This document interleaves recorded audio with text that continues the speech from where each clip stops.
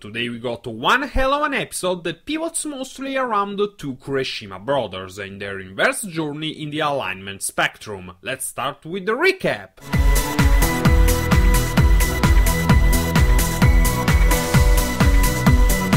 Takatora and Mitsuzane. Darkness and light, which have slowly become the opposite of each other, exchanging places as one of Kota's most reliable allies and one of his worst enemies.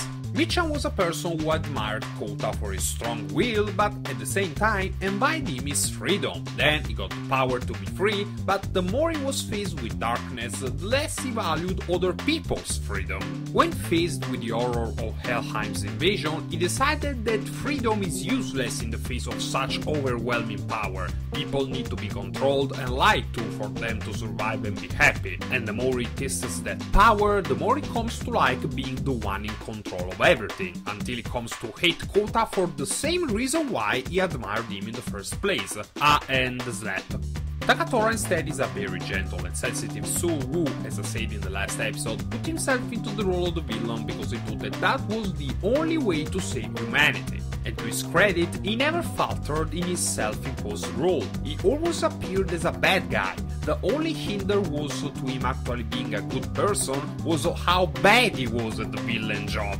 But Kota never gave up in the face of anything, and in the end he presented Takatora with a way to save humanity that doesn't require genocide, which allows him to finally act as himself, a good person.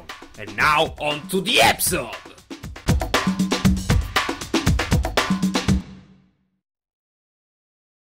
We start by going back to Zawame. Kota lost a Kaen, which by Commen's suggestion I now renamed the Red Knight. But it wasn't all bad. Just as Mittchan decided that he wants to kill Kota now, Takatora is now his ally. Fortunately for Darth Sweater's schemes, Kota only knows his name for now. Unfortunately for Kota, his sister's savings are dwindling, but Akira tells him not to worry, since she can tell he's really involved with something he cares about. Still, the very next day he sets upon the job hunting quest again, only for more invest to appear out of the woodwork. Of course, this means that Kota needs to kick some ass, followed by a joke scene that doesn't really make any sense. You could have just put them in your bag since it transformed with you and came back. But switching to Takatora is sharing the intelligence he got about the overlords with the Circle of Evil. And while the Melon Rider is actually smiling for once, the four are not that happy. Also because he declares Kota to not be touched anymore. But he also says that for the moment the matter is to be kept between the five of them. Now to Helheim Forest, where the White King is punishing the Red Knight for the last episode's actions. Apparently, he doesn't want the overlords to get involved with humans for some reason. Next, we see Mittchan confronting Kaito, wanting to silence him so that he can't spill the beans to Kota about his betrayal. Darth Chiquita, though, isn't planning on telling Kota. Why? For the simple reason that the noble idiot wouldn't believe him, and we all know that's true. Also because Kaito wants to be the one to kill Mittchan. As he repeats, Kota may be a nuisance, but he's not his enemy. Instead, he's got a real med-on for Darth Sweater, but he's going to let him go for the moment. We then return to Kota, who's clearly depressed about totally bombing the interview, as Mai puts it, but Bando, the magnificent bastard 3 Kamen Rider series strong, actually offers him a part-time job at his bar that also involves defending the city. Kota is, to put it mildly, grateful, and oh my god, he's going to be working under Ryo-chan! And yes, I'm purposely making it sound dirty because I ship these two! Aww. But let's switch to the Kureshima brothers, where Takatora is showering Kota with praise to Mittchan's face. 3 guesses as to how that goes, but you only need one. Anyway, Takatora has organized an overlord hunt. He, Sid, Minato and Mittchan are going to enter Helheim, split up into pairs and track one down. Again, 3 guesses as to what they take it as an opportunity for, but you only need one. It's time for some Macbeth-style betrayal! Seed alone is of course no match for Takatora, but as I said in the last episode, his trust is as easily abused as Kota's, hence Minato manages to land another sneak attack on him and then the two gang up on the Melon Rider. Takatora manages to keep them at bay even like this, only to find his road blocked by Ryoma when he tries to make a run for it. And after we get to see his ancient sequence for the first time, he confirms to Takatora that yes, they had been conspiring against him all along, and then bless him. The bless make him lose his belt? That's never happened before. What follows is both incredibly badass and terribly tragic. Even without his driver, Takatora keeps on fighting like a lion. Then Mittchan rise, and even in what he believes are his last moments on this earth, his thoughts are all for the safety of his brother and the whole of humanity.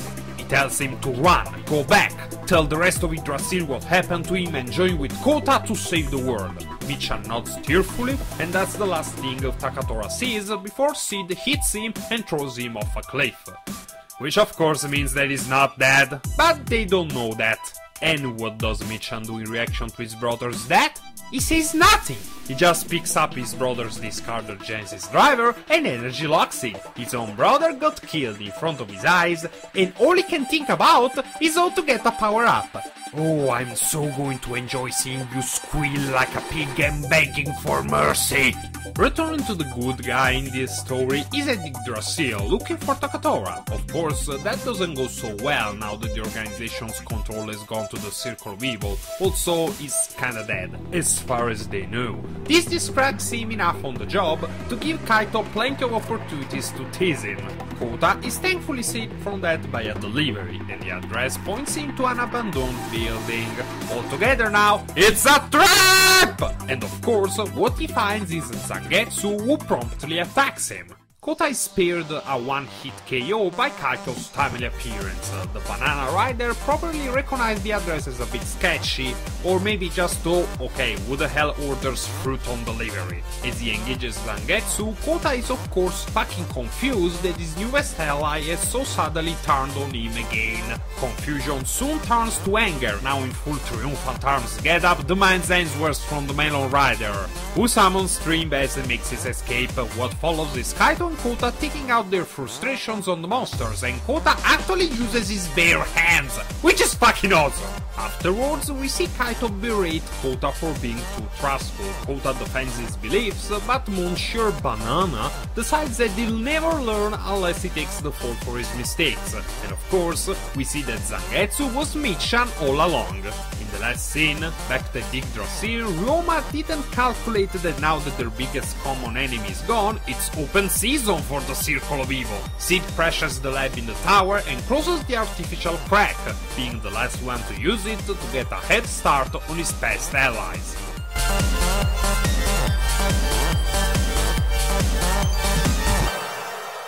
Oh, I'm so thankful that they're not even trying to go down the redemption road with Mittchan. He's turned into such a delightful villain, it would be a shame to make him go back. Once again, kudos to the writing team! Except for the rough edges like the humor and the belting and the fruit delivery thing. I guess it's a Sawami City thing. Also, thank God that works up plot is finally over. Kota is probably the first one thinking that, and that gives that fanfiction I'm writing even more ground. Returning to the episode, it's clear that we're entering the last arc of the show. Now that everyone is against everyone, it's a race for the forbidden fruit and the overlords. But I think we have enough material for writing between 7 and 10 more episodes. After all, other than the teaming of the riders, we have a few mysteries to reveal. There is of course the princess and how she ties into Mai, then there is the matter of Sagara's real identity, and Kota has then to be exposed to Mittchan's real colors and react accordingly. Also, we don't even know if or how the overlords are going to be able to help Kota and friends save humanity, so we'll see what happens. There is no doubt in my mind that the final battle will be between Kota and Kaito, and that will be awesome, but I'm even more eager to walk the road that will bring us there. That's all for today, Rider fans. Let me know what you thought of this video in the comments, and don't forget to like, share and subscribe. Ciao!